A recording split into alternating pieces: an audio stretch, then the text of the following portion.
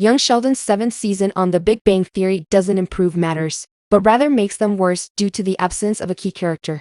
Season 7 of Young Sheldon further desecrates the character's legacy by making its biggest absence from The Big Bang Theory feel even more insensitive.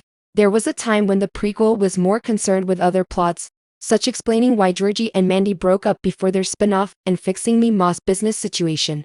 This was worrisome since it meant Sheldon would remain on the sidelines and his personal arc would not progress much. Everything changes in the 9th episode of Young Sheldon's 7th season, a fancy article and a scholarship for a baby, when the family comedy/drama returns the story's focal point to Sheldon. During the outing, Sheldon gets ready to leave East Texas Tech for the real world. The young genius has been vocal about his desire to attend Caltech for some time, but he is surprisingly conflicted about where to pursue his graduate education. Even when he asks George and Mary to help him narrow down his options, his parents still let him make the final call.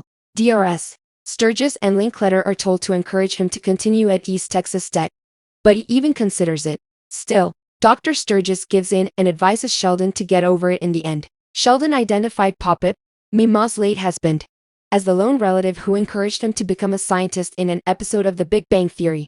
Despite Dr. Sturgis being his first genuine mentor, he never mentioned it. There has been an instant bond between the two from the moment they met, and young Sheldon has nurtured it, if irregularly, down the years.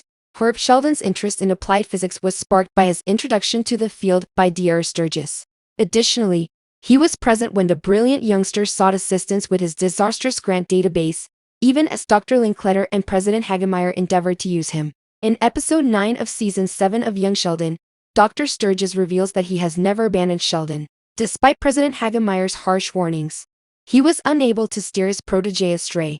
Because of this, it was even more impolite of The Big Bang Theory to leave him out of Sheldon's story. The geek-centric sitcom made references to lesser-known characters like Billy and Tam, but not to his mentor. In the series finale of The Big Bang Theory, the socially awkward genius accepted the Nobel Prize in physics without even thanking him.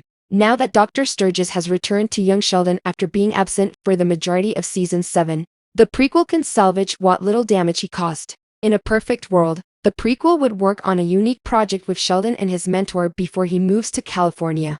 Unfortunately, due to time constraints, this cannot be accomplished. On the other hand, young Sheldon can atone for the transgression committed by The Big Bang Theory by properly recognizing Dr. Sturgis. A brief recognition of his lasting influence from Jim Parsons' adult Sheldon's narration can accomplish that.